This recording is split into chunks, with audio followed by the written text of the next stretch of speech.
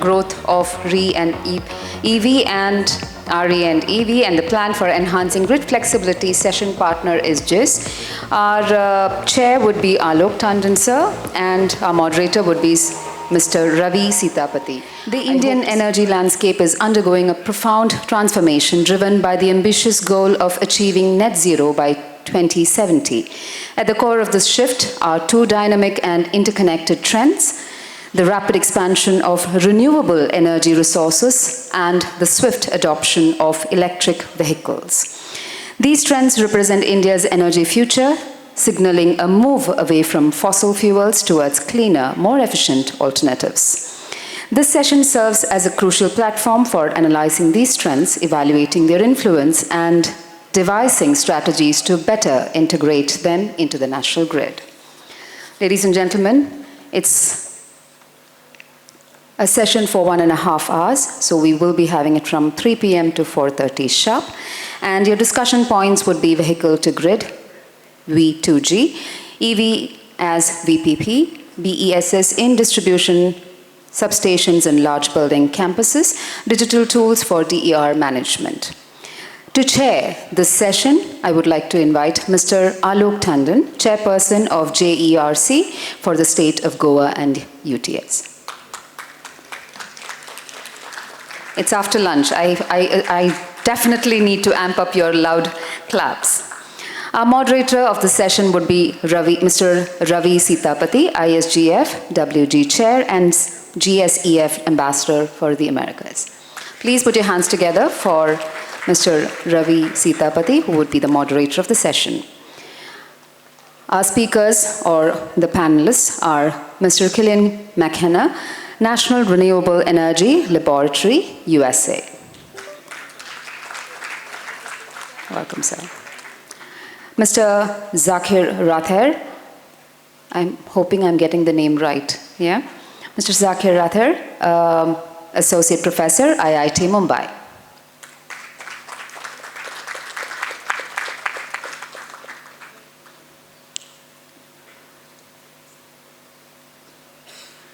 Our speakers of the panel, Mr. Hans-Peter Wald, Managing Director, OSPEED GmbH, Oldenburg, Germany. Thank you, sir. Welcome.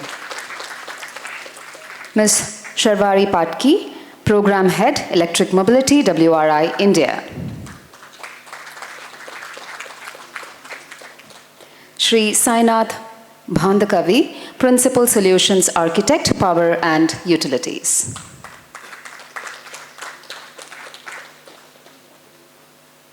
Mr. Vishal Kumar, BU Manager, IMA, Phoenix Contact India Private Limited.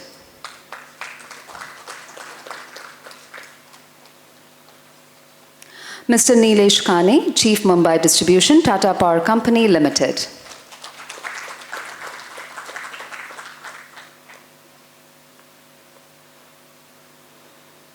And our sixth speaker, Narayan Kumar Sri Kumar, Associate Director, Electric Mobility Program, Shakti Sustainable Energy Foundation.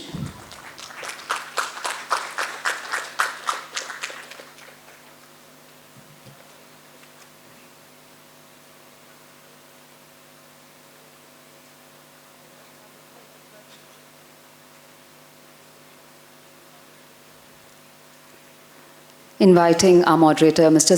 Ravi Sitapati, to take over from this moment on. Thank you, sir. Thank you. Good afternoon, everybody.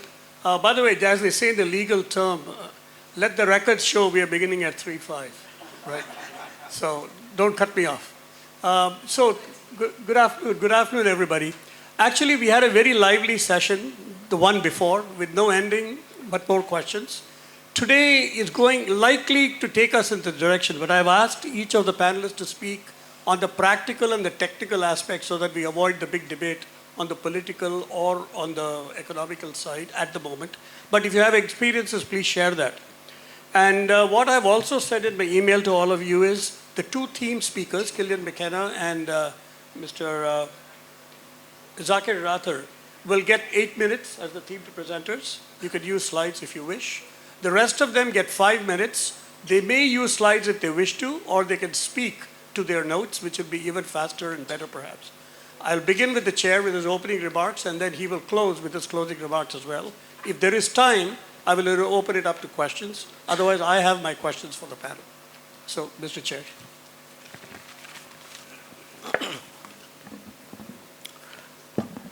Good afternoon, ladies and gentlemen. At the outset, I'm thankful to the ISGF for inviting me to this session. And I will, in the first 3 to 4 minutes, I have a few slides, 4 to 5 slides. With that, present the general landscape of the growth of REs and the popularity of EVs in India, and the plans for grid flexibility, and then leave it to the experts to deliberate. So it may not be out of place to mention that India ranks third in the terms of power production and its corresponding consumption after US and China. India has set an ambitious program for adding renewable energy capacities, considering the fact that prices for wind and solar energy generators are reaching at a stage of economical affordability and stability, and also because of environmental concerns. In this connection, as you all know, India has made a commitment before the international community in the UNFCCC conference in 2022 to achieve 50% cumulative electric power installed capacity from non-fossil fuel-based energy sources by 2030. We can show the next slide. Next slide, please.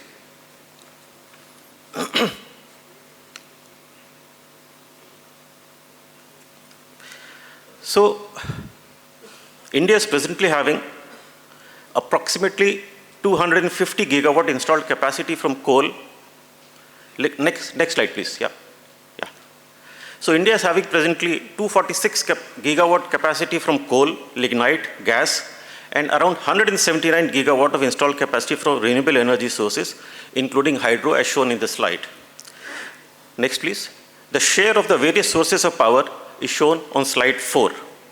As you can see in the left graph, the RE share is at 41% of the total installed capacity, out of which the maximum share pertains to solar, which is around 55% of the RE installed capacity. Now, with respect to the likely installed capacity by end of 2930, next slide please, the estimates of CEA, the Central Electric Authority, are shown here, which show that the growth estimates of RE vary from 34% in case of biomass up to 308% in case of solar photovoltaic. So, as estimated by the Central Electricity Authority, the installed capacity of the solar photovoltaic will rise almost 3 times as it is now. Next, please. India is making remarkable progress in the EV sector with a significant encouragement due to non-pollutant vehicle and a fast-growing market. The potential for EVs in India is vast, promising, and more sustainable transportation needs in future. As shown in this slide, the demand of EV in India has made a substantial growth, which is evident that the next please. Yeah, this, previous one. Previous please, yeah.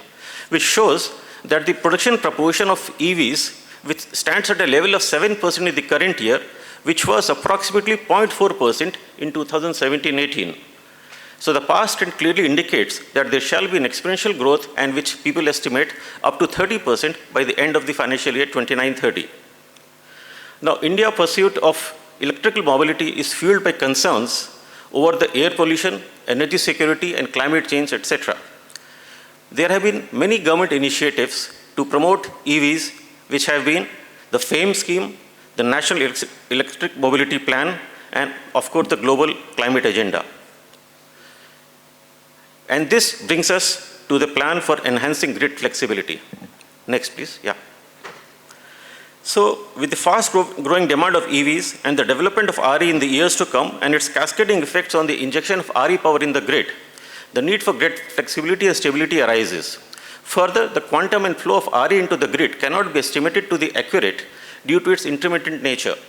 The integration of large-scale variable energy, renewable energy, into the power system is a priority. Accordingly, the flexibility is to be embedded in the system, which is most essential in maintaining the stability. In order to do this, the Ministry of Power has issued a few schemes, guidelines, which would be known to the practitioners of the power sector.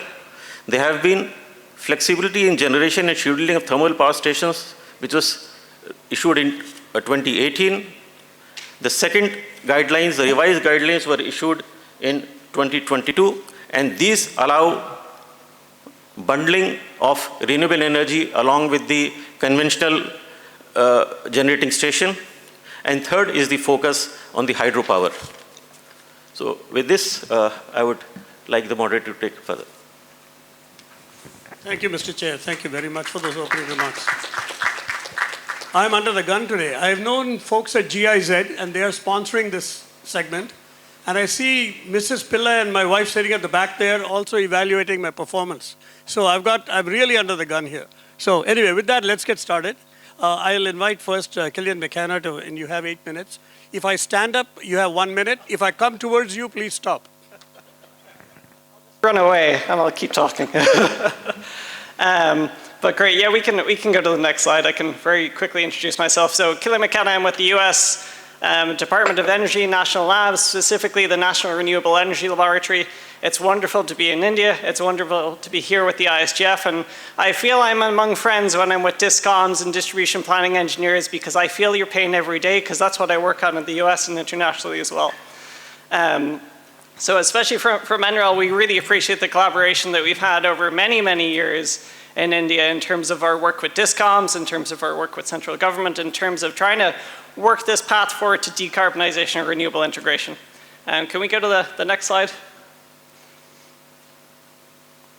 I'll let our friends deal with the PowerPoint situation, but I'll start talking about some of the issues that we can start here. So this is probably not news to a lot of people. India's got close to around 9 gigawatts of rooftop solar capacity. I'm from Ireland originally. The peak demand there is around 5 gigawatts. So when I see 9 gigawatts on a screen of rooftop solar, that's a lot of generation. Targets are towards 40 gigawatts of solar. By March of last year, there's around 1 million EVs. I've got two projections on the screen here, one from IEA and one from KPMG. You'll notice they're dramatically different numbers in terms of how people are forecasting EVs. Whenever I see forecasts for 2030, 2040, I don't trust them. DISCOMs are going to be critical for how fast the transition or the electrification of transportation is going to happen, because DISCOMs are going to lead in terms of facilitating and interconnecting the charging infrastructure and possibly building out of that a lot of that charging infrastructure. We can go to the next slide. When we talk about the utility and motivation for unlocking flexibility, there's a lot of different pieces. One is renewable energy intermittency. Another is peak load shaving. Grid upgrade deferrals is increasingly something we're seeing. For some of the US utilities, they're already saying that they will not be able to keep up with electrification of transportation. So they're trying to find means to unlock flexibility, to defer some of the upgrades so they can catch up with electrification. Promoting solar self-consumption when we get to higher and higher levels of PV is going to be critically important. Achieving energy efficiency, ancillary services. But what are the tools for DISCOMs to even start capturing some of this flexibility? It really boils down to interconnection in terms of how do we agree to connect DERs and rooftop solar and batteries, and what are the customer programs and demand-side management mechanisms that we can use. Go to the next slide. So in terms of the utility interconnection process, this is something we're seeing that's critical in the US. There's a huge amount of generation capacity, both on the transmission and the distribution side, that's sitting in the queue waiting to be interconnected. Right now for transmission in the US, there's actually enough bulk generation renewables in the interconnection queue to meet the Biden administration targets. But what is the issue? Interconnection. We can't get resources connected fast enough. We can't upgrade the grid fast enough. It's a massive problem. For distribution utilities, it's developing hosting capacity maps, letting developers know where they can install. It's looking at flexible interconnection, which will be more and more important when we get to higher levels of distributed energy resources. So that's the idea that we're not providing firm capacity or providing non-firm capacity. There's certain times of the year where we may want to export limit or import limit DERs. And if we go to the next slide. One of the pieces, there's too much information in this slide, one of the pieces that we're working on a lot right now is interconnection standards in terms of how do inverter-based resources provide frequency control, voltage control, ride-through capabilities when they're interconnected. Right now, there's that 9 gigawatts of rooftop solar in India right now. What are its ride-through functionalities? Can it provide regulation services? That is critical to the stability of not just the distribution system, but the transmission system as well. We've seen a lot of utilities get to very high levels of renewables, and then they regret that they didn't have more stringent interconnection standards in terms of how that they provide services. One of the key standards that we've been working on at NREL is IEEE 1547/2018. If you haven't heard those letters and numbers, please write it down. It's a really important standard in terms of how devices are going to respond to grid conditions. And we've been working in India in terms of how that standard could be adopted for the Indian context, and we'll have a report out in the next month or two. Next slide. For demand-side management, there are so many different tools at a utility's disposal, from demand response, distributed generation, energy efficiency, and even when we talk about DR, there's non-dispatchable, there's information alerts, there's controllable. So there's a huge amount of tools at a utility's disposal to start unlocking demand-side flexibility. And this is something that we strongly encourage as utilities to be progressive in this space in order to unlock some of that demand-side flexibility. We can go to the next slide. Retail tariffs are going to keep evolving. No utility in the world has gotten retail tariffs right. It's always initiate a tariff, see the response, update. We see tariffs trying to achieve energy efficiency, peak demand reduction, trying to integrate renewables, try to integrate storage. We see that process just continuing to evolve, and it's another great tool that DISCOMs have. If we go to the next slide. Load side flexibility, I can't just tell you enough how much different forms of flexibility the demand side can have in terms of providing frequency control, voltage control, microsecond response, minutes, years, whatever you want. The load is an untapped resource that can provide a huge amount of flexibility, which is critical for achieving electrification, and it's critical for achieving renewable energy integration. Next slide. Aggregators is something we're seeing a larger and larger discussion, and it's really important because we are going to have millions of grid edge devices that are responsive. How do we bring their control together? How do we start getting responses? We've seen the world over some sole source vendor cloud solutions, so a single vendor who's got an inverter-based solution can aggregate their fleet and provide a response. We are starting to see aggregators who can deal with independent devices who have DER gateways, and they can start to provide that support. Again, interconnection standards are critical. If you're not interconnecting devices that have the proper communication protocols, that have the proper connectivity, you will not be able to aggregate them in the future. And that's going to be an expensive regret decision. So being proactive now in terms of how we want these devices to operate is critical. Next slide. There's a lot of different aggregator utility models, from providing customer incentives and getting that response to the wholesale market integration. And what I would emphasize is the spectrum. Aggregators is not the 2030, 2040 version of aggregators. It is a progression. If we go to the next slide, because I'm conscious of time, we can skip this one, go to the very last slide. One thing I would say is unlocking flexibility is an evolution. It's not a revolution. So I know there's another session on smart meters. Smart meters are critical technology to unlock some of this flexibility. Then we move to advanced interconnection, AMI analytics, which I was great to see some of the vendors out here looking at those. DERMS, aggregator participation. It is a roadmap. It is an evolution. So as a utility, don't be overwhelmed. Take this one step at a time, and I think we'll get there in terms of unlocking flexibility. Next slide, which I think is concluding. Yeah, and thank you very much, and looking forward to the discussion in the panel session here. Thank you. Thank you, Kalyan. You laid out a good roadmap of the green, the ambers, and the reds in your talk. And by the way, if you come to the States, visit his lab. You were a younger man. I've not seen you back then, but for 8 years, I used to visit the NREL lab in Boulder. Great place to work if you're a technical person. Great, great place. So with that, let me move on to Professor Rather. Professor, if you would like to.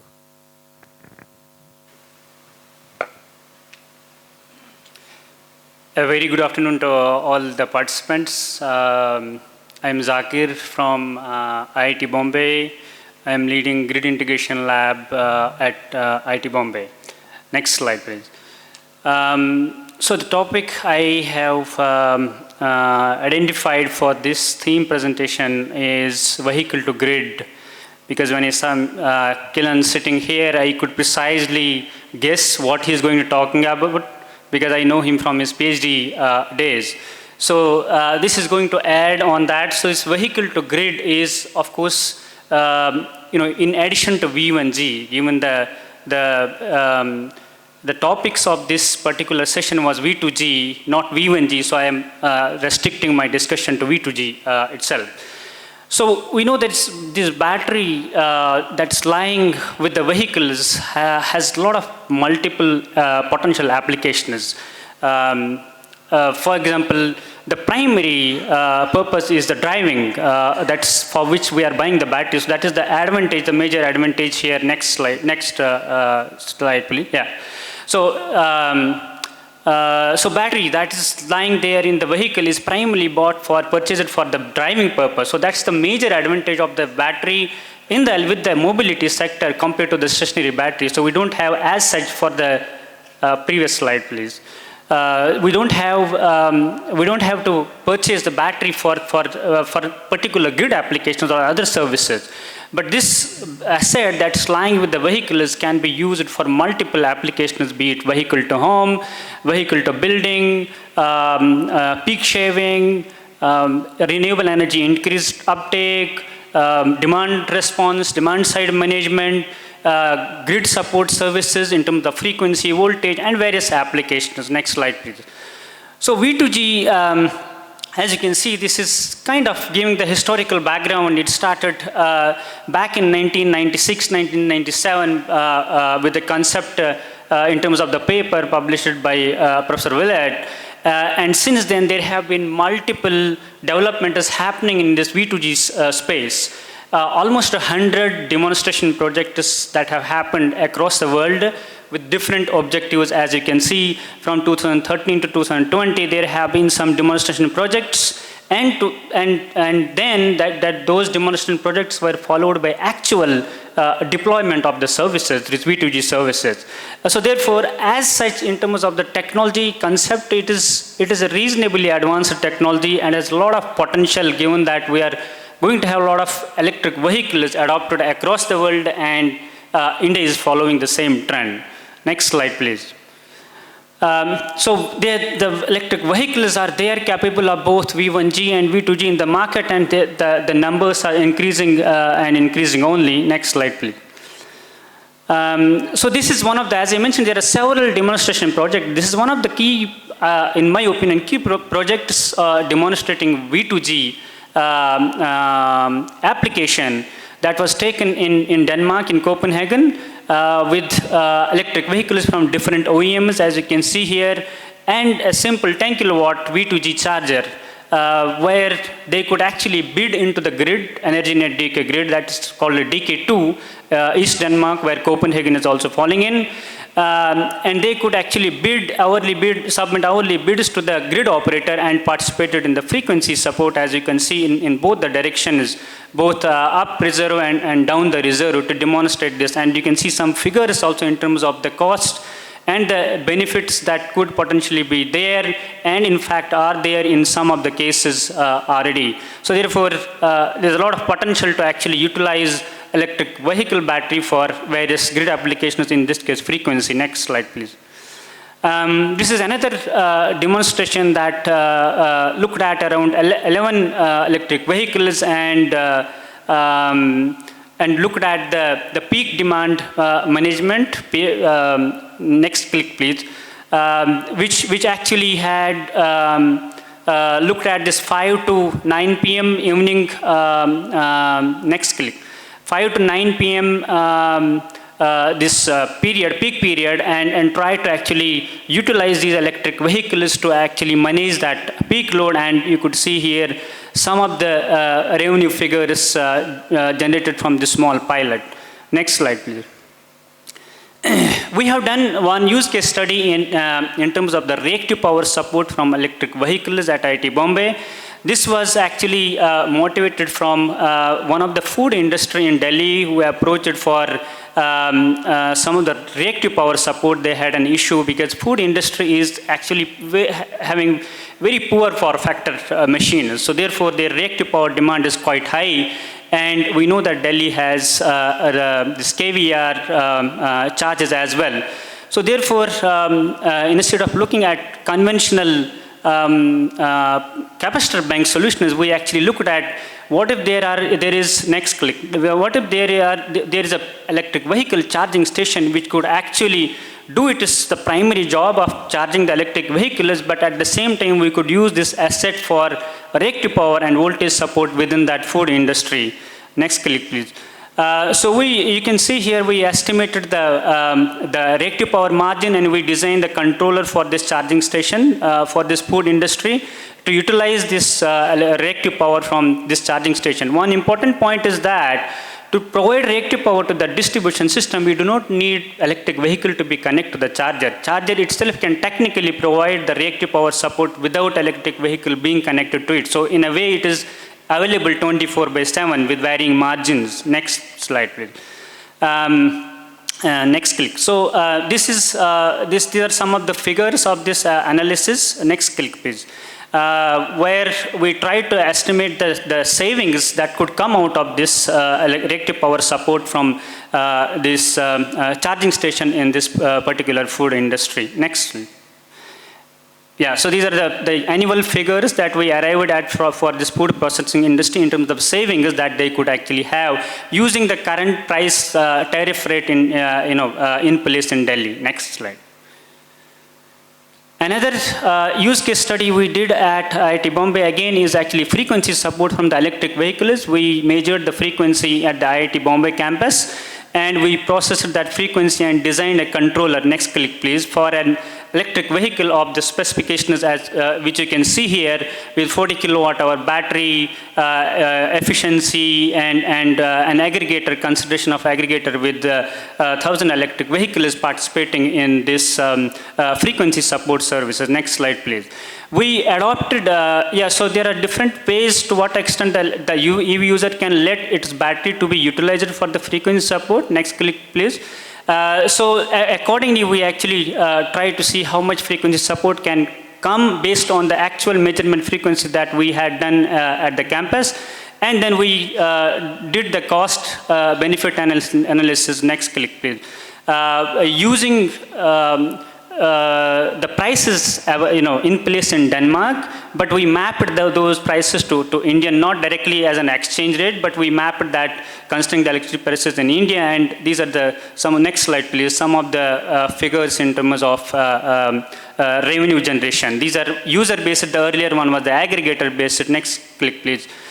So within maintaining the SOC within the limits. Next slide, please. In terms of the regulations, we feel that there are commercial regulation and technical regulation. Commercial regulations are definitely required to be in place, but along with that, technical regulations are very much required for this adoption of V2G down the line. That's where we, next click, please. So if you can see here, these are the technical regulations for electric vehicles with the batteries in Denmark, which was actually issued in 2017 by Energy Net DK. You can see how the different capabilities of these electric vehicle charging stations are required over there, and that's what we would require. What the previous presenter was mentioning, the issues with the DRs, so that similar issues are going to pop up with these if we do not have an adequate regulations in place. Next slide, please. I would also like to introduce you to demonstration pilot projects that we are doing two from IIT Bombay side. This is one of the field demonstration project that we are doing for vehicle to grid in two stages. One is hardware in loop in the lab, where we are taking the actual battery emulator and converters and the charger and modeling the grid in real-time simulator popularity system for real-time hardware and loop study. That was the first stage. Now we are actually into the next stage of the actual electric vehicle demonstrating the vehicle to grid features. To the best of my knowledge, this is one of the first vehicle to grid demonstrations in India where actual electric vehicle is actually being used for V2G demonstrations. Next slide, please. This is the second pilot project we are doing for V2G, but this is RE-based V2G with smart charging solutions we are doing in Pune. It has somewhat different objectives than the earlier one, and this is also at the moment ongoing project. Next slide, please. This is the last slide. One of the studies we have been doing at IIT Bombay, led by IIT Bombay and supported by GIZ in cooperation with NITI, is this integration of electric vehicles with the grid in India. So there is a series of 4 reports you can see here, very relevant to the electric vehicle integration. Those who are interested, please feel free to visit these reports. One of the reports that is the last rightmost report was released just yesterday in an event in Delhi, which is at recommendations for seamless adoption of electric vehicle charging infrastructure in India. So these are some of the relevant reports for this. Next slide, please. I think this is the end. Thank you so much. Thank you, Professor. You almost covered the spectrum of all the potential uses of the battery. Look forward to its commercial scale-up. I've got 2 that I've mentioned in DUM in Bombay, and maybe you should take it up as a project. Is to take all the petrol-driven taxis south of Sion to the core, down, make it all electric vehicles. And the other one is, my wife's home, by the way, is next to the BEST in Mumbai, in Mulund. Maybe you should convert that as one of the hubs for electric vehicles. So you got 2 projects on the go here in addition to all the other projects. We now move on to our next speakers. They have 5 minutes each. And again, I'll be watching time. So yes, Peter, it's yours.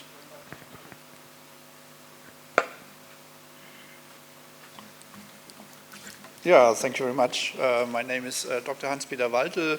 So it's quite complicated. So everybody knows me by my nickname, Igor. And I'm the co-owner and managing director of Overspeed. We are a company in Germany on the market for more than 30 years, starting with wind energy, together with the start-up of wind energy in Germany and doing a lot of consulting. And today our main business is wind power and solar power forecasting worldwide, and consulting for, let's say, big wind farms, offshore wind farms 200, 300 megawatts, where we advise the operators, where we advise during the installation of and the development of the project and things like that. So the bad news is I have less time than I expected, but I have 2 good news. First of all, most of the background I wanted to show has already covered here, so that's very good. And the second good news is I have a team here in India who already distributed our leaflet for what I want to talk about. So if you have further interest, then please take a look there. I'm working in India since a little bit more than 8 years, also with Sakya, for example. We made a very nice capacity building project with, I don't know, 600, 700 participants in total, I think, on the, for the operators in the control centers of the grid operators, so it was very nice. So we can skip many slides, so could you just go forward and I say stop?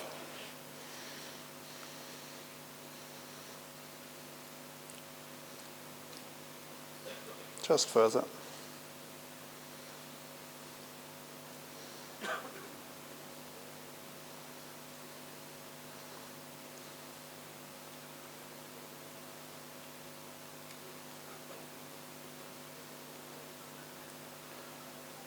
Yeah, thanks a lot.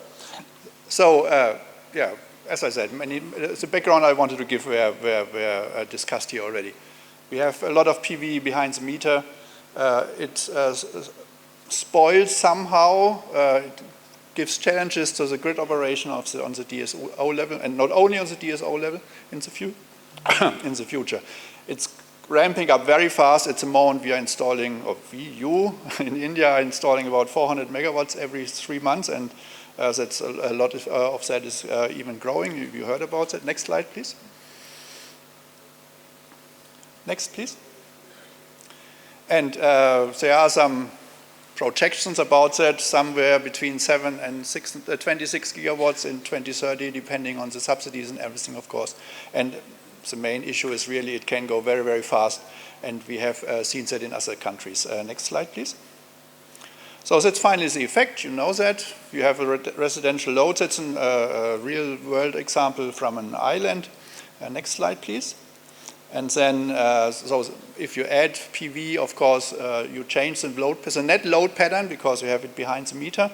And then you have a totally different load pattern depending on the day, depending on solar irradiation, everything. And of course, it causes issues on the level of grid operations and also on the level of, on the commercial level when you're trading, buying and selling energy. Next, please. Next. That's another good news. India is not the first one who is facing that issue, but there is one country, that's Australia, which already are in the middle of this process. So Australia currently is installing about 1 gigawatt of distributed PV per quarter, so 4 gigawatts per year. And you should always bear in mind, Australia has, from energy-wise, the size of Delhi order of magnitude. Yeah?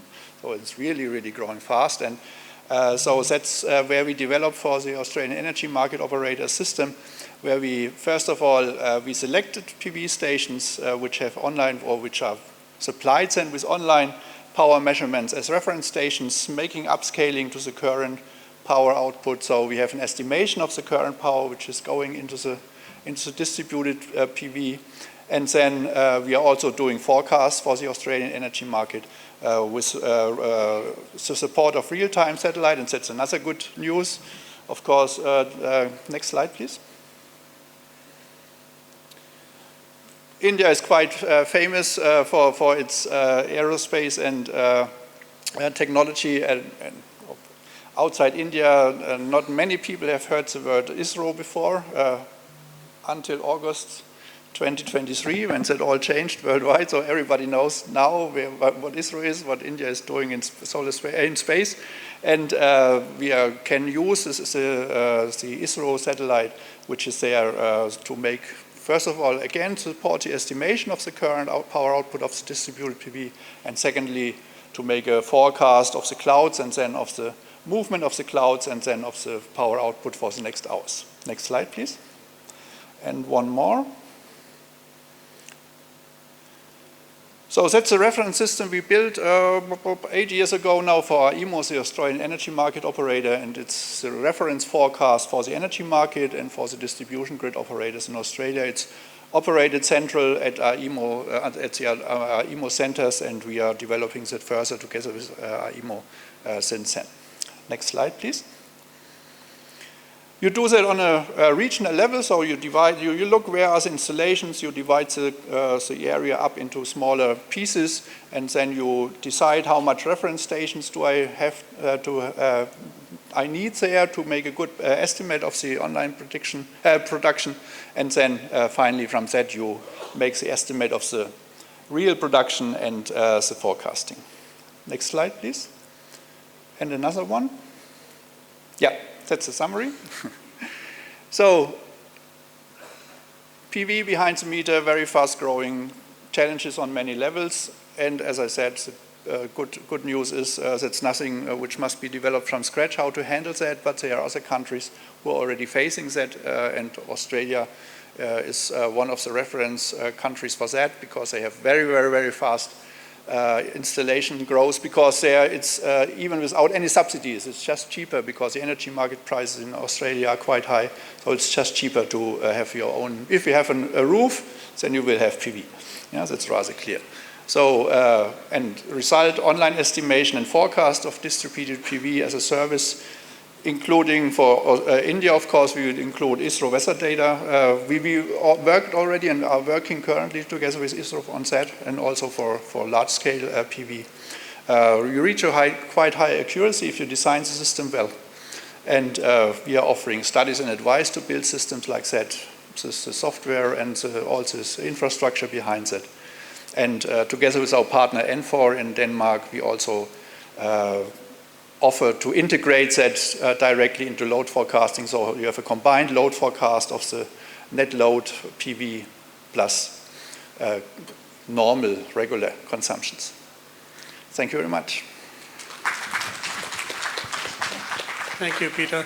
Actually, he's brought in the next dimension to this, right, which is prediction, forecasting, control, state estimation, which is all going to be new tools that you need as you increase the amount of PV in your system.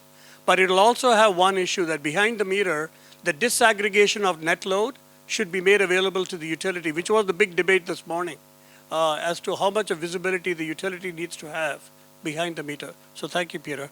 Our next speaker will be Ms. Sharvari Patki. I don't know if you're related to Mr. Patki of Tata Power, whom I had the pleasure of working with years ago. Okay, thank you.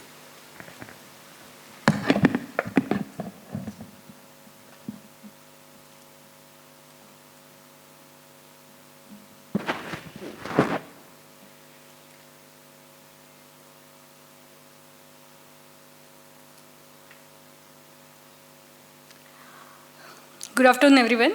First of all, thank you so much, IGSF and KSB, for taking the pertinent topic. Renewable, EV, both of them in the transition phase. There was a time, of course, renewable has picked up quite few years ago, but changing that to a drastic, as a drastic portion of power source is something which is happening currently. And of course, technically these speakers have covered a lot. And when I started reading about V2G, I wanted to humanize that topic as possible as I can. And then I started thinking that earlier, the power sector and the transport sector were pretty independent entities. There were DISCOMs, GENCOMs, TRANSCOs, consumers, regulators, all of that in the power sector bucket. Whereas on the transport side, we have OEMs, we have dealers, we have ride-hailing, we have consumer, all of that. But probably because of the transition towards the clean tech, now these both sectors are getting, in a way, merged into each other, blurring the boundaries between each other. And if that happens, what will happen? What are those multiple things we need to think about in order to get this transition right was something which we have to address, and probably panel discussions like this will take care of such questions, or at least right questions will be raised so that we together as a team can find those answers. I just want all of you to imagine for 1 second. Just imagine that you are walking into one cinema hall, a nice swanky cinema hall, and along your day practically takes a different turn. Just outside the popcorn counter, you have a table where they are convincing you to lend your EV to act as a virtual power plant, and you can earn money while you are having popcorn with movie. Just imagine another scenario. We are back home. Your car is parked in the basement. It just plugged in, not yet started charging. But depending upon your setting, that car is going to act as a power system optimizer, which can help distribution company and ultimately the grid to shave peak.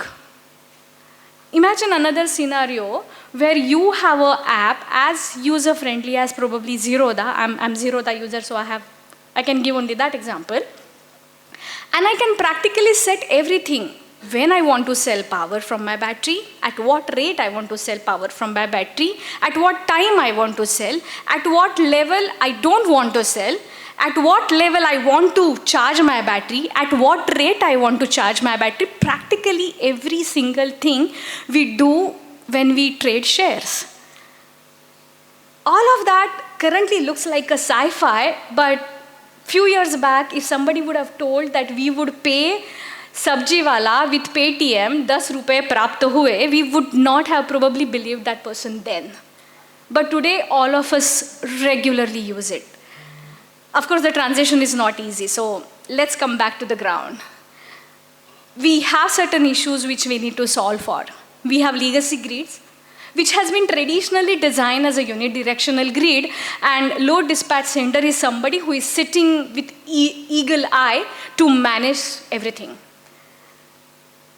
With EV in place, there would be grid overload in certain periods. Specifically, our DISCOMs has to be much more prepared.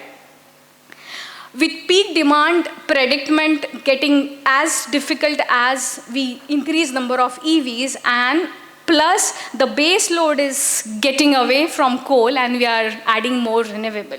So all of that are going to mix power and transport together, and only infrastructure, extra infrastructure is not going to help us. We need to build flexibility, and probably demand aggregation and effective management is the key to get this transition right. So I'm not going to spend much time on this. I know my time will be over, so I'm going to quickly wrap up. So we have studied some report, and as we see, if we are able to manage peaks well, we are probably not that stressed in terms of at least up to 2030. And similarly, there are multiple management techniques we can use. It's passive management, which influences actually user charging behavior. It is unidirectional active management, as well as it's a bidirectional active management. If we put these three things together well, we can be successful in terms of grid integration of EV charging. I'm going to skip all of this. We all have seen, so probably we know that if we are able to do this transition right, practically V2G can be beneficial for all the ecosystem in the stakeholder, from user, who is probably will be called as a prosumer because he's producer sometimes and he's consumer sometimes, DISCOM, Transcom, and of course environment as a whole. I think Professor have already spoken about the Parker project and the Invent project. I think one major answer from a EV side which we have to answer, what happens to the battery degradation? Because if we are planning to earn some money, because we want to utilize time of day, time of use tariff, we need to be assured that are we using cycle aging such a way that our battery is degrading much faster because of the V2G, and that is a main piece of the puzzle from a battery side we need to solve for. Challenges are enormous, I'm not going to count them. We need to work on multiple aspects to get this transition right. And that can be the way forward, where we start incentivizing EV owners to participate so that at least we see what happens in the real life, till how do we prioritize investment in R&D and infrastructure development. With that, thank you so much. Thank you, Ms. Patki, for bringing the human side of what we can do. Two questions I'll leave you with, and perhaps ISGF can also partner on some of the question raising. One is, if you have a high PV, it's a duck curve, and so you need to charge these EVs during the day as opposed to the nights. So that's the opposite of the problem you have, right? And the second question, we did a survey, is how much will it take to move the needle so that you can then say, I will allow my car to support the grid, right? What is that threshold? So anyway, two questions, but very interesting for bringing the human aspect of it. We next have actually Mr. Sainath Bhatkavi. Now I'm told you're going to do with Mr. Srikumar, is it? You're going to do a presentation together? He actually has next point, the regulatory. Okay. So I'll invite Mr. Sainath first to come up, and you have your 5 minutes.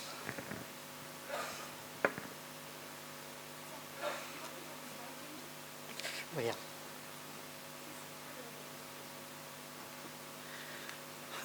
Hello everyone, I'm Sainath. I'm a principal solutions architect for power and utilities. I work for Amazon Web Services. And I'll talk specifically more about the role of digitalization in the growing RE landscape. Okay.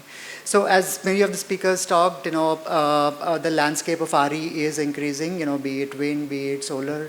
We are moving from 170 gigawatt today to around 500 gigawatt by 2030, which is like 3 times, right? And in a matter of 7 years, which is not an easy feat, definitely. And on the other side, what we have to look at is, while we are increasing the RE installed capacity, what is the consumption of that RE, more in terms of the RPOs that we have. So we stand at around 27% for this year, and by 2030, it's like 43-44% is the target, right? So 500 gigawatt installed capacity of RE with a 43-44% of RPO by 2030, right? So it's something which needs a lot of planning that needs to be done in order to achieve that, and that is one of the topics about grid flexibility. Is the grid ready to do that, right? And in this, what could be the role of digitalization in this one?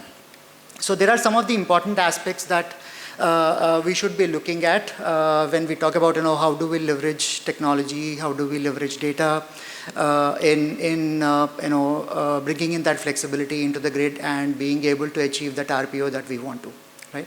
So one is observability, right?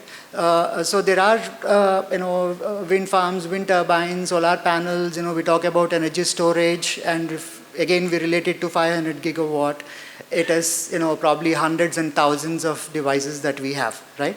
And many a times we need data from these in near real time if we want to take some of those decisions which are needed to be taken probably in a few seconds time, right? And how do we get that in a secure way?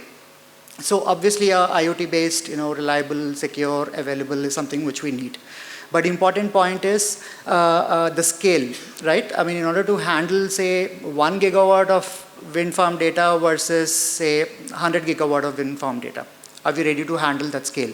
So that is one important aspect that needs to be considered.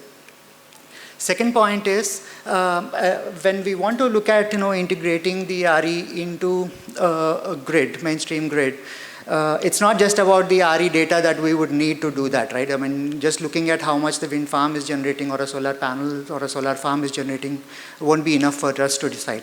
So you need much larger information in order to do that. It could be around, the data from SCADA around what could be the grid frequency, what is the load dispatch data.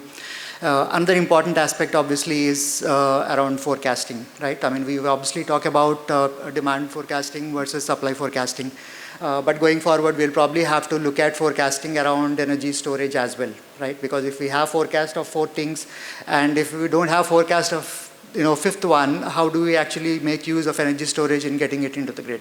So forecasting is another important aspect that needs to be considered. Here again, scale. So are we ready to handle that scale of, say, probably petabytes of data which would be there to run forecasts for demand, supply, wind generation, weather forecasts, so all this. Are we ready to handle that scale? And third important aspect is now that we have a lot amount of data, like I said, there are some decisions which need to be taken in probably near real time, and some probably, more in an offline model, right? I mean, some forecasts which could be a week ahead, month ahead, or a year-long forecast is something that can be done offline. But there are also some decisions which are more near real time. It could be like, if you're monitoring the temperature of a energy storage system, right? So those decisions are something which need to be taken in near real time. Similarly, if you want to know what is the load from the EV charging stations on a particular, say, transformer, right? And based on that, how do you take a decision? So all these are something that you need to be prepared for in terms of identifying what are those use cases where I need to take more, near real time, quick kind of decisions versus more offline analysis on, what is the load from grid, what is the renewable generation versus what is the storage state of charge, so that, I decide whether I charge it when or when to discharge, right? So these are some of the analytics that we need to look at. And fourth one is more around maintenance improvisation. So now that we have a lot of data, we have RE installed capacity, probably the generation is happening, but do we know if all the turbines, panels are performing based on what we expect them to do, right? So we use a lot of this data and apply, say, AIML kind of technologies to detect faults and probably use visual inspection. And there is one example that I read about where they use, say, rovers and set up cameras on top of those rovers running across those solar panels and doing visual inspection based, say, fault identification, right? So how do we make use of such technologies to ensure that there is enough asset uptime across the RE ecosystem? So that was quickly from my side. Thank you so much, everyone. Thank you. He brings in the digitalization part of it, the data, the cloud, which many of you had in your presentation. This man, by the way, is Amazon that does most of the cloud services, as does Microsoft and Google. So that's one. But the second aspect is, I wish somebody else touched on communication, but I'll leave a question for you, Mr. Sainath. You need to ensure that your communication wireless will have certain definite reach and check back. So the normal, the FTP type of communication that we use for internet is a probabilistic one. You can hit, you can miss, you may hit, you may miss. That doesn't cut it well in the electric utility industry. So you need to sort of somehow say, what's the best communication channel that feeds into your cloud and how big the cloud is. When we did our smart grid project in Canada, we were 5 times more data than all the credit cards and the debit cards for the whole year put together in 1 month. So, so you need, because every 15 minutes we were taking multiple shots. So now with cameras and smart meters and sensors, I really wish how big the cloud is. So maybe in your next talk, you should give us a feel for how big the cloud is and where will you put the data center. Because India will insist you should put it here for data security. Okay, so we move on to our next speaker, Mr. Vishal Kumar. Vishal, the floor is yours for the next 5 minutes.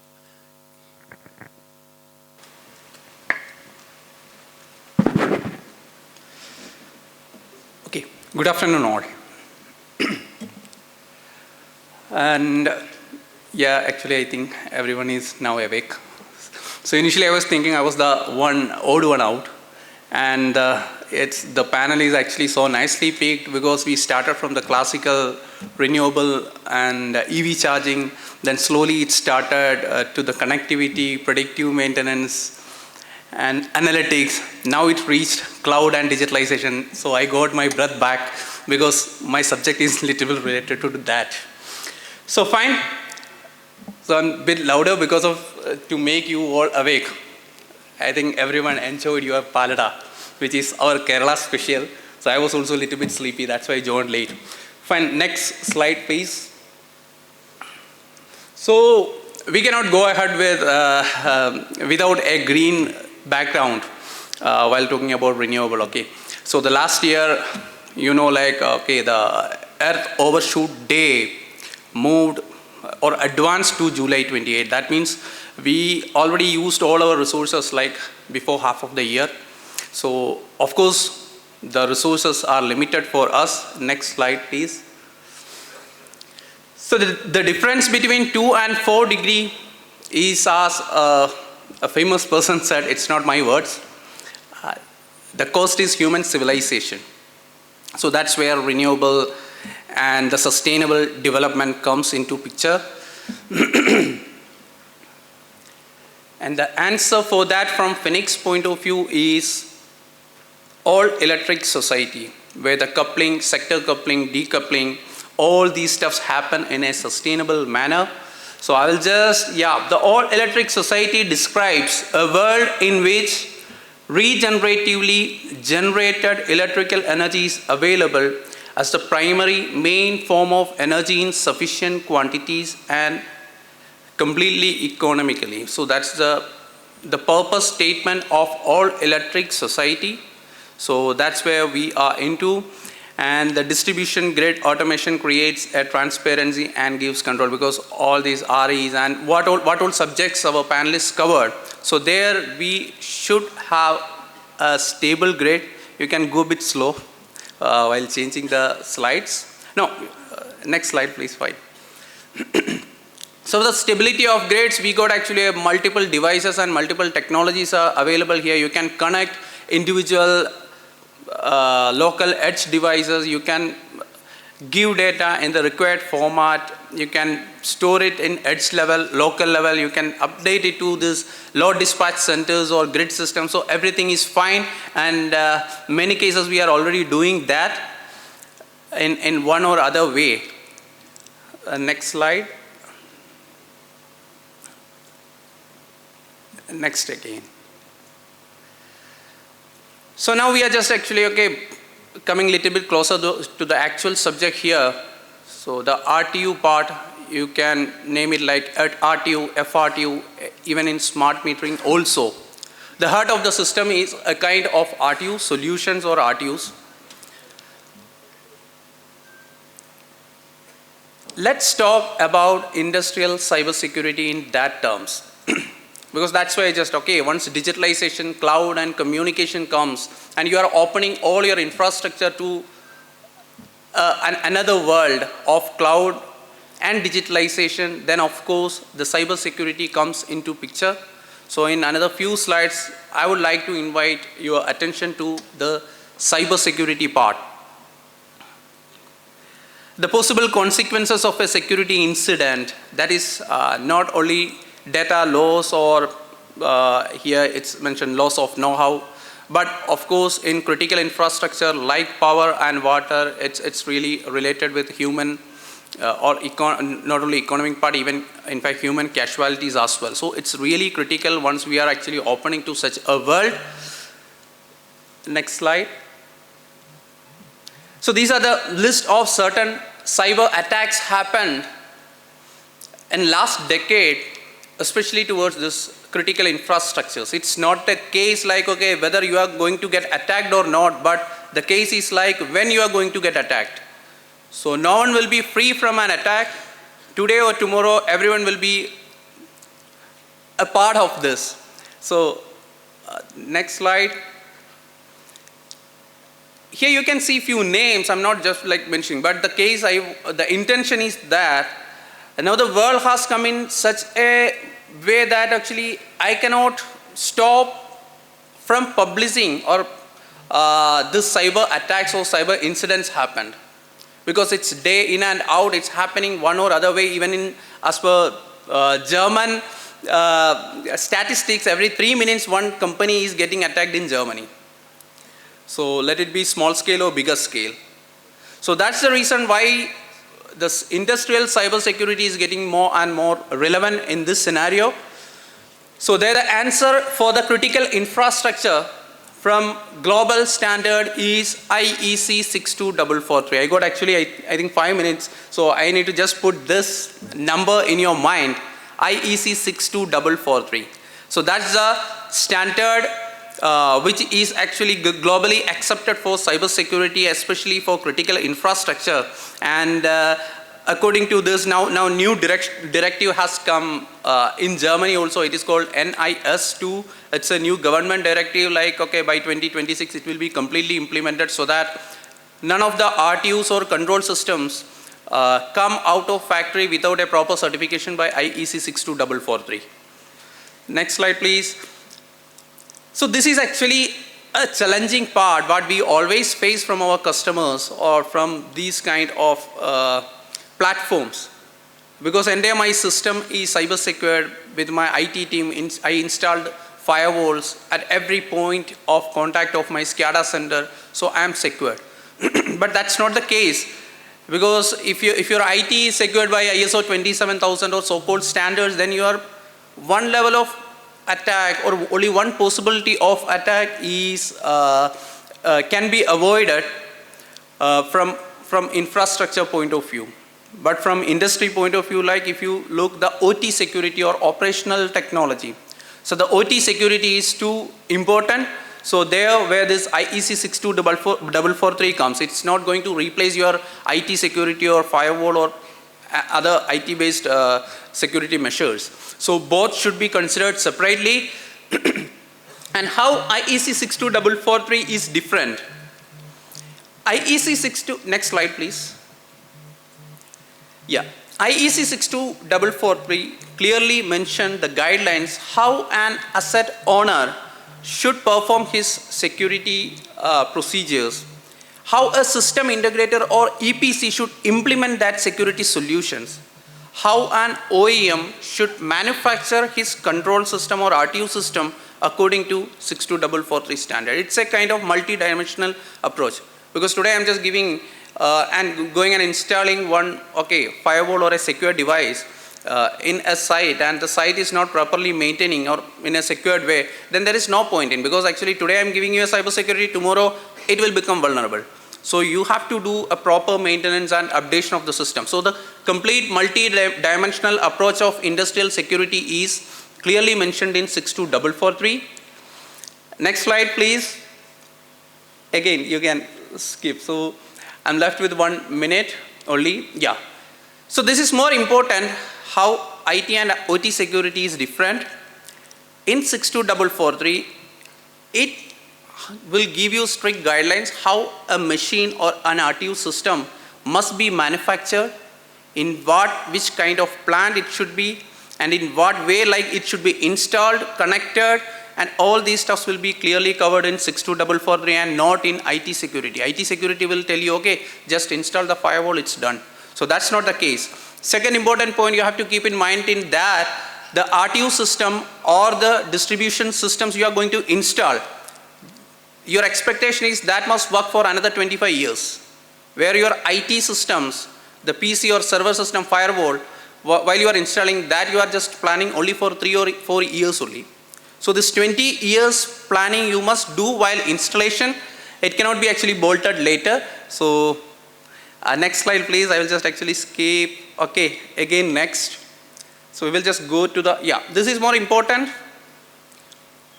Another part, like cybersecurity incidents in RTUs are not happening while commissioning or not while running the plant. It always happens in many cases while doing the maintenance or updation.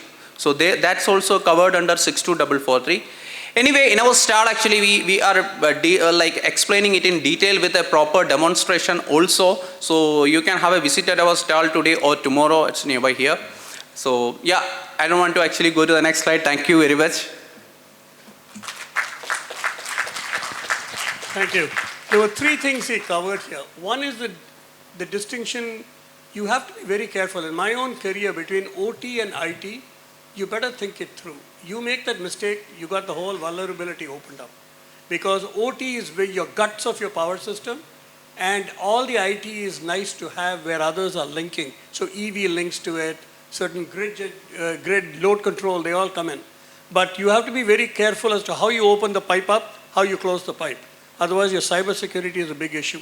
There's also, by the way, not making a pitch for NREL here, but when Irfan Ibrahim used to run the cybersecurity lab at NREL, they made a lot of progress on how to actually get to the OT cybersecurity at NREL.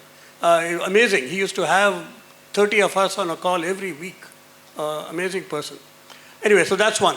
The second he brought about was this whole notion of certification is only a piece of paper, because after you get the certification, you have the threat again. So the question, it's not a medicine, it's healthcare. So you have to keep on maintaining yourself in health such that the next virus doesn't come and get you. So in a way, that sort of is an endless you have to keep working towards it. And the last is grid edge. Even though he didn't articulate because of paucity of time, you have to make the determination. An ADMS or a DMS is a star topology. How many million nodes or how many thousands of nodes can you handle? You will run out of cycle time trying to control every feeder, every subnode to it.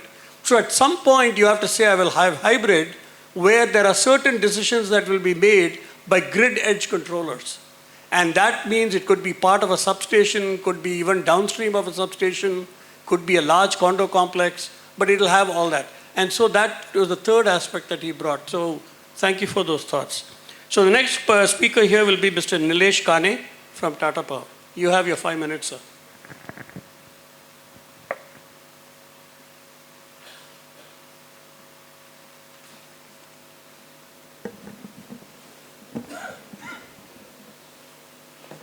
Good afternoon, everybody. On behalf of Tata Power, I would like to present a utility perspective and a customer perspective, how it is important so far as the demand flexibility is concerned. Next slide. As we all know, and all our speakers has emphasized that there is a growth in the EV as well as the renewable, and we're expecting by 2030 we will be reaching around 50% share of the renewables, and the EVs are also likely to be increased by threefold. But from the utility point of view and from the network point of view, how we are prepared and how that will really giving the sense of satisfaction and as well as the availability of all the facilities to the customer. And answer is unfortunately no. Because the transmission corridor, distribution corridor, the network capability, as well as an EV is coming in a big way, but the cycle time is 6 months. The EV is installed, but getting a connection from electricity board is 6 months time. So these are the challenges, and how by doing the demand flexibility, how by making customer participation is ensured, how these things can be tackled. I would like to present. Go to the next slide. So this is, EV charger projection, and Tata Power is also actively participating in that. And there are a lot of subjects being, that discuss that, how the range anxiety is being taken care of, how, V2G is the concept being discussed. But, right now the getting EV charger available at the right place is still, a dream for the customers many ways, because there are 600 national highways, and out of that only 250 are covered with appropriate number of the chargers.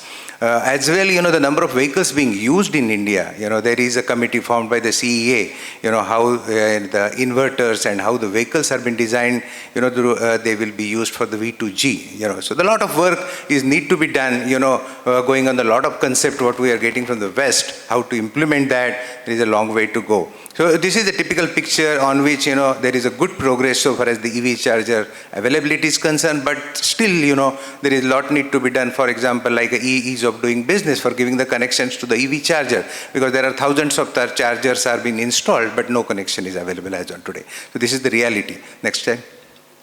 This is, the EV charger energy pattern, and the good part is that, the EV charger consumption pattern is most of the time during the night time. And a lot of regulators are doing a good job. For example, in the Maharashtra has allowed us to spend money under the DSM fund, to install the chargers. And for that charger, the tariff during the night time is very, economical for the customer, such that the usage of the electricity for the EV vehicles will be during the night time, such that the demand flexibility can be managed. And during the peak time, the EVs will not be there for the charging. So it's a good amount of work is going on, and the utilization of the EV charger which was below 1% is also increasing now. And so far as the fleet is concerned, there is a good response and is increasing around 10% utilization. Go to the next slide. I will just speak on the battery energy storage, a lot of discussion on the battery energy storage, but let me tell you, behind the meter battery energy storage will play a very important role. So this event, Mr. Pillai told, is a green event and all green energy is being used. So a lot of batteries behind, the meter used by the many customers will give a lot of way for the CO2 reduction. And there are a lot of commercial and industrial customers are asking that they should be allowed to put the batteries with some incentive instead of the DG sets. They are ready to do that to get the best of the reliability, as well as they will be doing the demand flexibility as such, which is required by the utility. Next slide. These are, just pictures, how the battery storage is important not only for the grid, for flattening the load curve, but also it is very important for other, the applications. One of the speaker was speaking about they are using the battery for the reactive compensation. So all the needs of the utilities like reactive compensation, power qualities, as well as ancillary services, as well as the deferral of the capex. You will be putting the battery storage, in the grid or behind the storage. You will not be spending money on the capex or the money on the expanding your networks and all. So battery will play an important role, and it's good news that in last 6 months the prices of the battery have came down. If some government guidelines and the regulatory support will be there, hopefully there will be a lot of battery storage will come in time to come. Next slide. These are, the customers earlier started doing rooftop solar, and after that they started getting net meter, and now their demands have increased. Now, the prosumers, they are now demanding, they are saying, why we will be giving energy to the utility and get only adjusted in my tariff? I want to sell at a more price, And for that they need to do a lot of energy management at their level, especially the commercial customers, having more power generated on their rooftop. So these are few applications Tata Power is doing for their customers, such that they are managing their power and they know when to sell. During the peak time, they want to sell the power. By that time, they want to store in the battery and all. So to make the things available to the prosumer and to meet their demand, because every day the customer is becoming very intelligent. They don't want to go by the way utility want to drive them out. So this is one application in which we are also supporting customers to get more benefit, and that will indirectly benefiting to the utility to flatten the load curve and all. Next slide, please. Behavioral demand response. Let me tell you the very good, the experience of Tata Power in Mumbai. We have started a demand response program, and we could reduce 70 megawatt hour in last 4-5 events. 70 megawatt hours is a big one, and we could reduce and optimize the power purchase cost, and customers, voluntarily, participated in that program. And after rollout of the smart meters, a lot of residential customers also participated in the program. And demand response program is not that only you're reducing the demand. Let me tell you, when the utility is doing a distress sale at say 2 rupees or 3 rupees, at that time we have asked our customers to take more energy, stop their captive generation. We will give you 2 rupees a unit. Stop your gas generators and take more energy, because a lot of energy is available in the grid. So it is all the way around, and the customers, when being explained and taken on the board, it is a very good program, and it is giving a best of the grid flexibility so far as our experience is concerned, and that need to be scaled up across the India in time to come. Go to the next slide. Peer-to-peer trading, as I told, there is a mismatch between the demand and response, and a lot of customers are taking power from open access and captive open access. And if there is a mismatch in demand and response, they will be losing out that power. Now customers want peer-to-peer trading. They want that if my demand is less, I want to give that to somebody else. And so peer-to-peer trading, we have done a pilot in Delhi and Mumbai, and we wish if that will be get cleared by the regulator, will be a good platform as such for the customers to maximize the generation as well as maximize the use of the renewable energy through the blockchain applications. These are the pictures of the P2P process flow, what we have adopted in the pilot implemented in Delhi and Mumbai. Next slide. So these are the recommendations. As I told, there should be a single window system for the faster clearance of the EV connection that we are really suffering from. Behind the meter battery storage should be promoted by the regulators, such that a lot of customers, they are really interested to go for. Let me tell you, Mumbai customers are paying 66 paise extra for getting a green energy. So they are ready to invest the money. They are ready to get the battery storage, only they want some support and guidelines from the regulator. There should be approval to the peer-to-peer trading, time of day tariff. Now the load curve and the peak load, the morning peak and evening peak has changed. Over a period of time, in the Maharashtra regulator has changed the TOD timelines. So some very flexible and very advanced approach should be taken by the regulator, taking in the interest of the customers as well as interest of the utility. And the fast tracking the transmission corridor for the green power project, because still not more than 80-85% the total installed capacity is being utilized by the utilities as well as the customers. So these are the few suggestions by which, our concept of demand flexibility and all stakeholders' participation and win-win situation can be ensured. Next. Thank you. Thank you. So we had a very practical aspect of things. In fact, his last slide captures issues, problems, and also how they have solved it. I think it's a very interesting one, perhaps, to go through this deck if you get a chance. There are 3 or 4 things that happened here. When you look at PV, when cost of PV fell, the DC to AC ratio actually changed. Today, for a 1 kilowatt inverter, I put almost 1.5 kilowatts of PV. Why? Because the PV is cheap. I want to catch the entire energy spectrum, even from earlier morning, as opposed to just around 11 o'clock or 10 o'clock. The second thing what's happening now is with the batteries. As the battery costs are falling, especially LFPs, people are increasing their battery sizes on the DC side. They're keeping more power to themselves for whatever reason, or maybe they're planning to do some reserve management, or they're planning to extract far more value from the utility by saying, I don't care, I don't have to give it to you under net metering, but if you pay me more, I'm going to give it to you. The popcorn theory that was talked about a little earlier. So this also poses a slight problem for the utility, that this model is not fixed. It will keep changing as the price changes. And so the utility model of having stable revenue is actually going to be slightly destabilized as a result of this fluctuation of customer choice, something that utilities need to get to. But I thought it was a very good presentation. There was only one thing that caught my eye. That was registration of every EV, which is good. I mean, I as an electrical engineer would want that.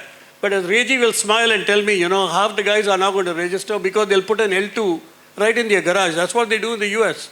It is sitting off the panel. Who cares? Who tells who that I put an LV? So we are asking the EV dealer to give us the addresses of those folks who buy EVs.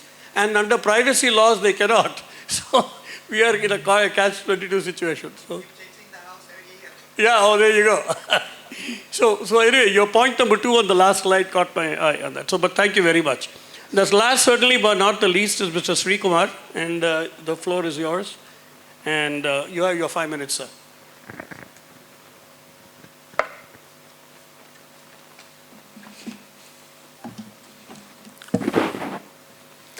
Good evening, everyone. Myself, Narayan Kumar Sri Kumar from Shakti System Energy Foundation. I know that I'm being the last one. I need to be very much short and crisp. I am not going to take you for any other presentation on, so I would like to be more crisp. My fellow speakers have already discussed and explained about the benefits of vehicle to grid, the utilization of battery energy storage systems to a great extent. In that context, I would like to congratulate ISGF and KCB for taking this initiative for bringing all these smart utilities together to highlight the most important and critical problem Indian power sector is facing. So, as you all are aware, the digital transformation is expected to transform both the auto sector as well as the power sector. Power sector has already started doing that digital transformation.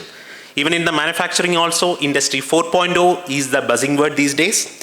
So, first of all, I would like to bring your attention to another spectrum, another side of the coin, which none of my speakers have highlighted except Nilesh have highlighted a little bit, on the power of regulations, how the regulations are going to play a more critical role.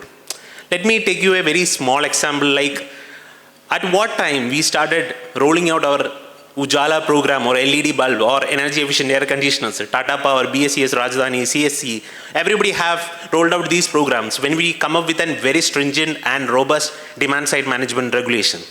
When the regulator says the DISCOMs that you need to tackle your demand. So in that aspect, are we doing that much of effort in our smart grid regulations? Are we trying to bring the vehicle to grid or grid to vehicle concepts in that smart grid regulation? I still doubt. There's a lot of work need to be done on that. Or are we trying to create the price signaling mechanism for that? Because Indians are I would say, the unique civilization in which we always believe what we can see on the ground. So we won't believe that Europe, in US, there will be something that can be controlled smart meter. And even when I started going to Japan, it's very difficult to see all these tech things that has been happening. But when I've been working on this smart grid project in Panipat, it would be very difficult to convince the utilities that these things can be rolled out in the ground. So as government, as policymakers, you have to start with the pilots. So we don't have to be the graveyards of pilots, but it is very much important that we have to start with the pilots. How we can start with the pilots? There is a golden opportunity that will already rise, because every state have come up with their beautiful policy of EV, in which they have given so much attention for their electric buses. Even in Kerala itself, in Trivandrum, close to around 100 electric buses are running. So can we use these buses as the battery energy storage system at night, because we are having an evening peak as Kerala starts using air conditioners a lot. Similarly in Delhi, we are having late night peak at 2 o'clock or an afternoon peak, where both the times the buses are not running. So is it possible those kind of aspects can be brought down? Or is it possible we can bring the solar energy or tapping the solar energy by running our electric tractors at villages? So all these things require robust regulatory framework, policy signals, in which it will actually signal the market to transform. Rather than working on a number of pilots, debating ourselves among the pros and cons of the technology, let the private players find out which is the best technology need to get flourished. But as being an utility or as being a policymakers, you have to focus more on creating that environment. The power of regulations. When you have been bringing more and more carrots, it's very much important we have to bring the sticks to accelerate this transformation a lot. Thank you so much. Thank you, Mr. Kumar. He brings three important aspects, and let me share some work we have done at ISGF. The Calcutta study, thanks to the Shakti Foundation, 2017, I thought did a landmark work with respect to a bus that does not require a special charging station. We cut the battery in half, so we brought the bus cost down by 50%. It was fully financeable at 10.7% interest rate, so no subsidy from anybody. No increase in tariff, and we were able to find charging points in the various networks around Calcutta to be able to start what we call the core inner Calcutta program. So Reggie is not here, otherwise he can get up and take a bow. But the World Bank program grew out of that study. So when I hear other cities doing this, there are a couple of red alerts that come to my mind. And let me give you the first red alert, and we put that as a boundary condition in Calcutta. It is better to tackle fleets for business models because the fleets are determinate. School buses, your Mafusel buses, or any, don't go after four-wheelers like we do in the United States.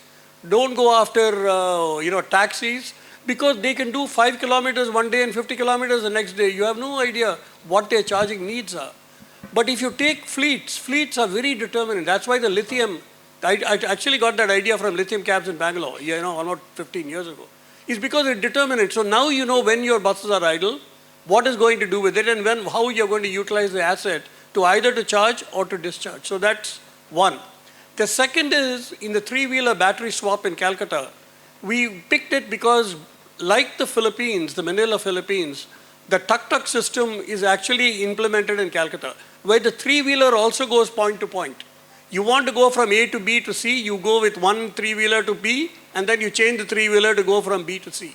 So because of that regulation, we were able to actually tackle the three-wheeler, whereas we were not able to tackle four-wheeler. So we parked it as a problem to be done much later, in fact, in the Calcutta study. So it is important that as others are getting into these electric buses, to keep that in consideration, because your business model becomes far, far simpler when you go and take a vehicle that is predetermined. You know when you're going to use it and when you're not going to use it. And therefore, all the business models fall relatively easy in place. So I thank Shakti Foundation for that study that we did. So we have about 5 minutes left. We have to hand back this program.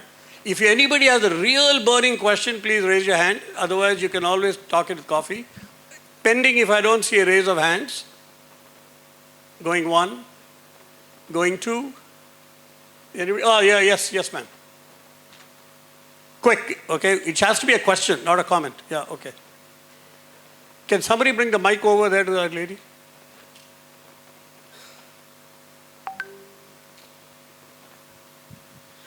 Good evening, everyone. My name is Sahana. I'm from GIZ, and this question is mainly to probably Mr. Nilesh Kane, but the other panelists can also answer this. Given the situation of the utilities in India, the way they are struggling with revenues, you're losing out the bigger commercial consumers when they install their own solar PV. And you're losing the revenue that you give for cross-subsidization.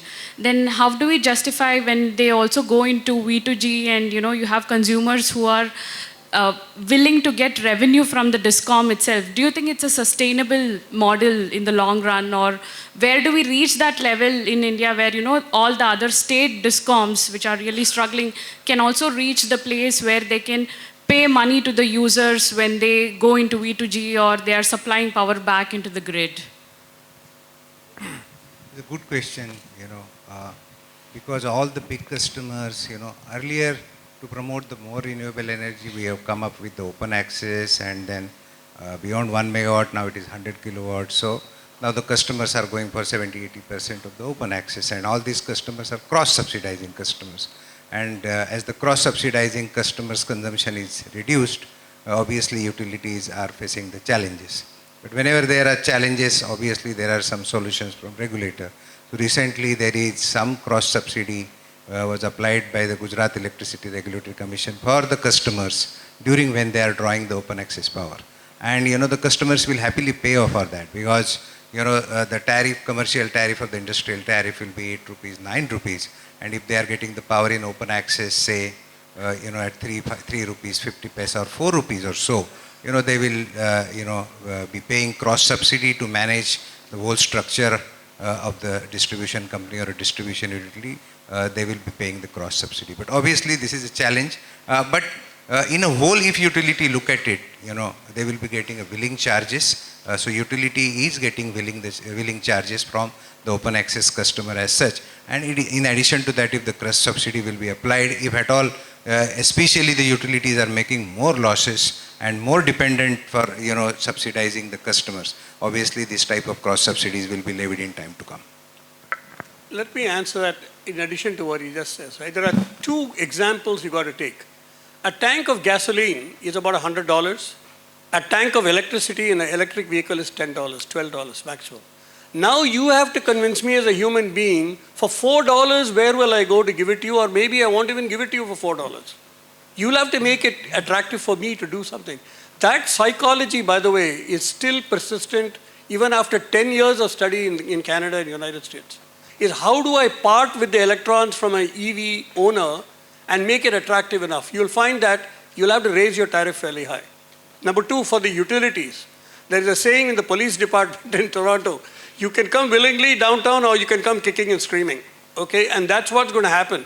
When I did the smart grid for my utility, I actually told our board that you will not recognize your utility after you're finished with it. That is the transformation you should be willing to take in order to get all these things going. So the utility model of where I am with subsidy that you mentioned, all that has got to come off. You're not going to keep on subsidizing and living the way you are. So that it's a hard truth, but perhaps that's what it's going to take.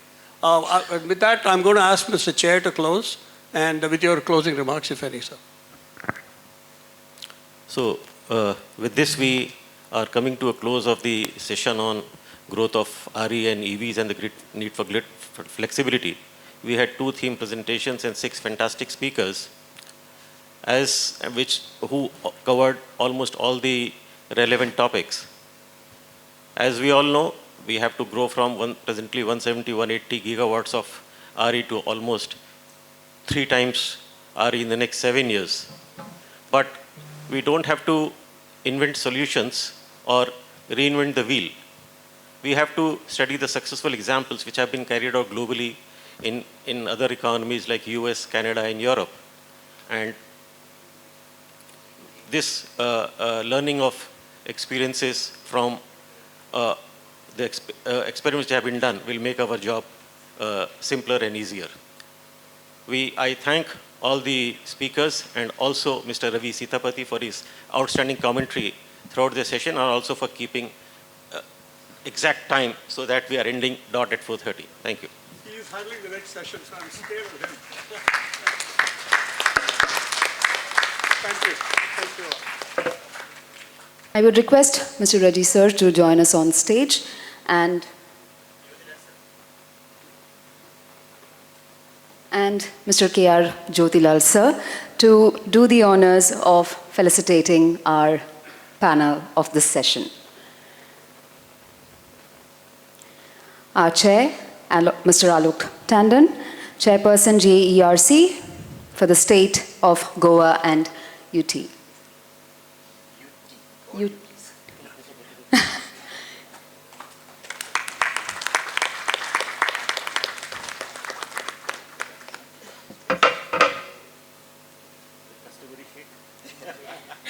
It has become a customary shake of DUM program. Thank you, sir. Our moderator, Mr. Ravi Sitapati, ISGF WG Chair and GSEF Ambassador for the Americas.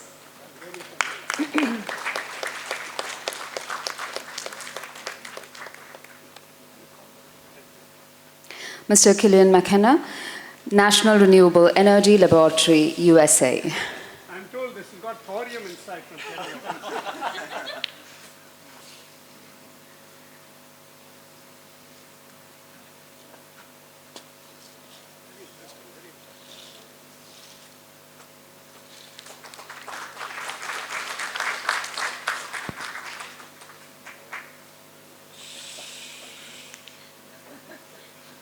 Thank you, sir. Mr. Zakir Rather, Associate Professor, IIT Mumbai.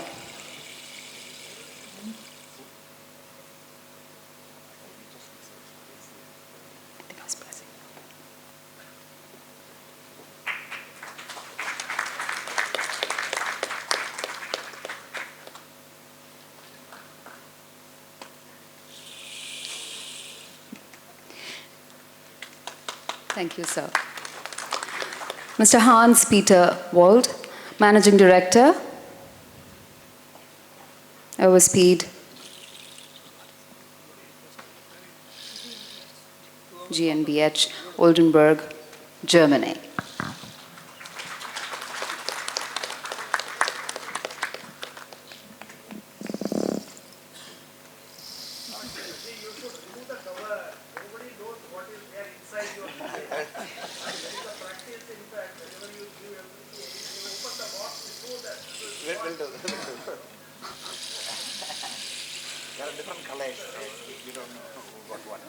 Thank you, sir. Ms. Sharvari Patki, Program Head, Electric Mobility, WRI, India.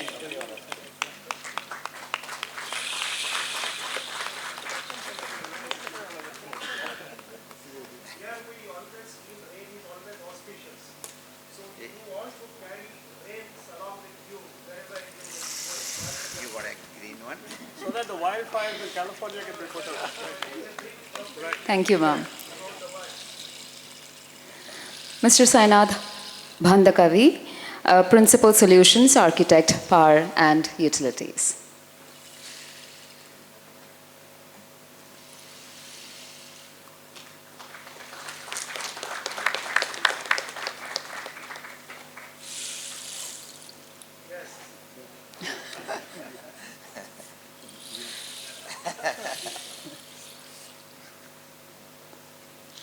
Mr. Vishal Kumar, BU Manager, IMA, Phoenix Contact, India Private Limited.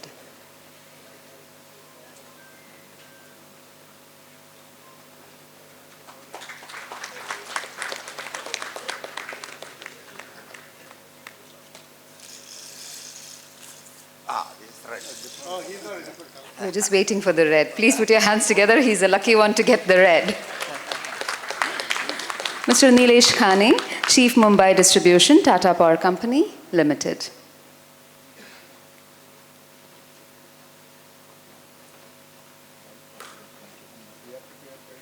Yes, yes, yes.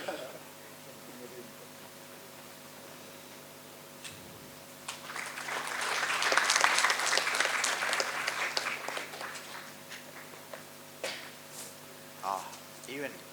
Oh, there you go. Even redder. Thank you, sir. Mr. Narayana Kumar Sri Kumar, Associate Director, Electric Mobility Program, Shakti Sustainable Energy Foundation. Good, Narayan. Tempted to wear a dhoti tomorrow. Sure, sure.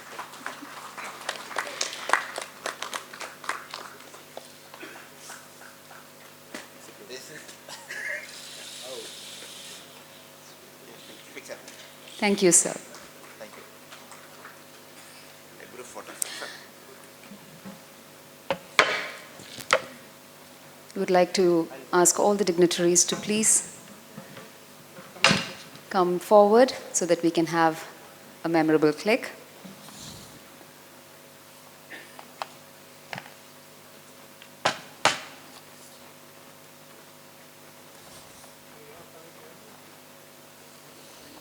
You come this way.